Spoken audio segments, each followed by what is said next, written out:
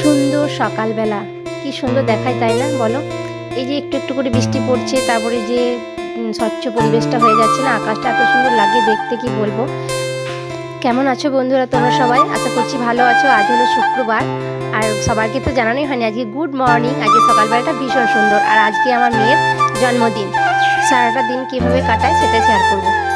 আর আজকে দেখো এই গাছের পেছনেই পড়েছি, আর গাছে এত পোকা লেগেছে, সেইগুলো আমি হলুদ জল দিয়ে পরিষ্কার করার চেষ্টা করছি। এই সুন্দর সকালবেলাতে ব্লগটা আমার স্টার্ট করলাম তোমাদেরকে সাথে নিয়ে। নিশ্চয়ই তোমাদের ব্লগটা আজকে ভালো লাগবে। গাছে কীরকমভাবে পোকা লেগেছে দেখতে পাচ্ছ। এই গাছগুলোতে পোকাগুলো লেগেছে, ছাড়ছেই না, একেবারে নষ্ট হয়ে যাচ্ছে। ওই জন্য একটু হলুদ জল গুলে দিচ্ছিলাম। আজকে রান্নাবান্না কি হবে সমস্ত কিছু তোমাদের সাথে শেয়ার করবো একটু একটু করে। হ্যাঁ, তোমাদেরকে তো বলতেই ভুলে যাচ্ছি, আমার মায়ের শরীর ঠিক হয়ে গেছে, আমার মা খুব ভালো আছে এখন।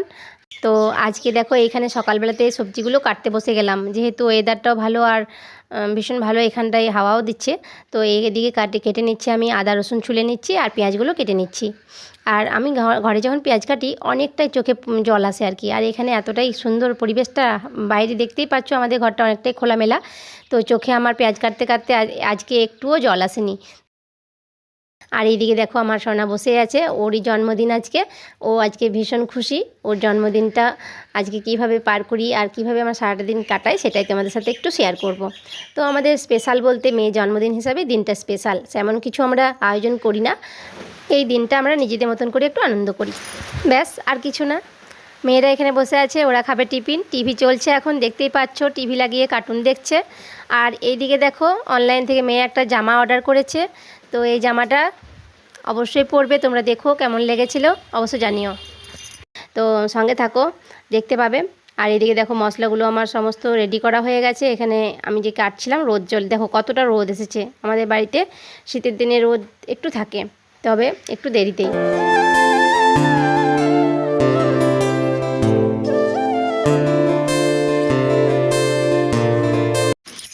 এখানে মায়ের রান্না প্রায় হয়ে গেছে, এখন চিকেনটা হয়ে গেলেই হয়ে যাবে। আর এদিকে দেখো আমি পেঁয়াজটা কেটে নিয়েছিলাম, পটলগুলো একটু লবণ হলুদ দিয়ে মাখিয়ে রেখেছিলাম।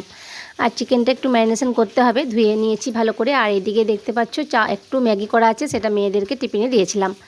আর মায়ের রান্না খুব তাড়াতাড়ি হয়ে যায়, আর সকাল সকাল মায়ের বাড়িতে রান্নাটা বসানো যায়। এদিকে রসুনগুলো ভাবলাম আমি আর ছুলবো না, একটু ছোলাটা কম হয়েছিল, তো ভাবলাম ছুলে দিই, বসে বসে টাইম আছে একটু। তো মা বলে ছুলে দিলে বেশ ভালো হবে। তো এখানে রসুনগুলো আমি ছুলতে বসলাম, আর মা এদিকে রান্নাগুলো ভাজাভুজিগুলো করে নিচ্ছে।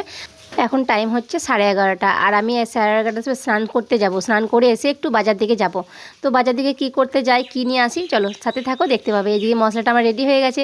আর মেয়ে হাতে দেখো কি করেছে, আজকে নখ লাগিয়েছে। ওর খুব ইচ্ছে ছিল জন্মদিনের দিন আমি একটু নখ লাগাবো, তো নখটা লাগিয়েছে। বেশ দুই বোনে মিলে মিশে একটু নখটা সেভ করে নিয়েছে। আর মেয়ে যা দেখায় না, আমার হাসি পেয়ে যায়। তো চলো, ও এখন হাতে একটু ভালো করে সাবান দিয়ে ধুয়ে নিচ্ছে, যেহেতু আঠাগুলো লেগেছিল নখের মধ্যে। তো আজকে ও ছাড়িয়ে দেবে, যেহেতু টিউশন যাবে, স্কুল যাবে, তো নখটা লাগিয়েও রাখা যাবে না।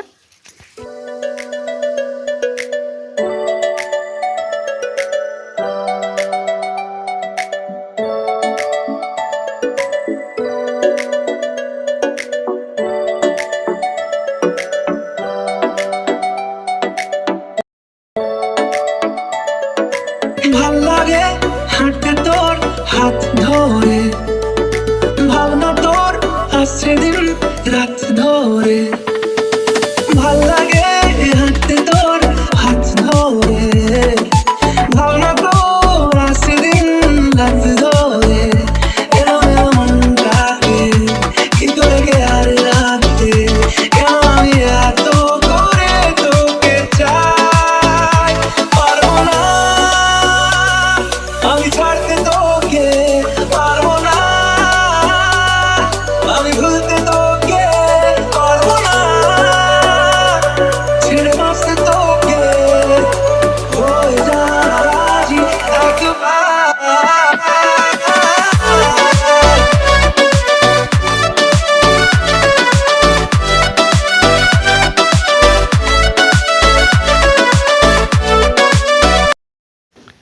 বাজার দিকে গিয়েছিলাম, তখন ফলমূল নিয়ে এসেছিলাম, আর ঠাকুরের জন্য কিছু মিষ্টি নিয়ে এসেছিলাম, সেটাই পুজো দিতে এলাম।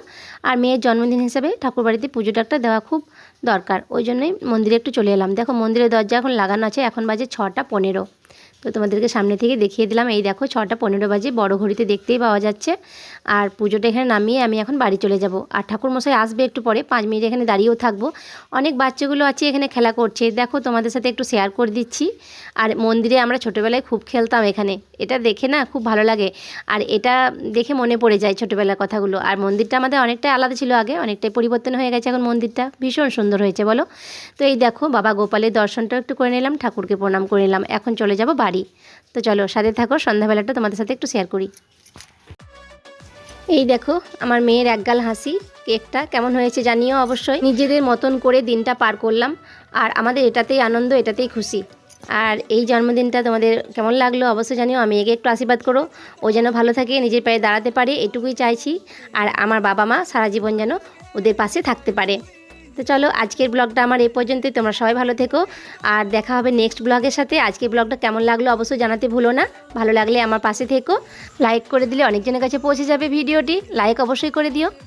আমার মেয়ের জন্মদিন উপলক্ষে পুরো ব্লগটি তোমাদের সাথে শেয়ার করলাম। আজকের মতন ভিডিওটি এখানে রাখি, দেখা হবে নেক্সট ব্লগের সাথে। Bye, good night.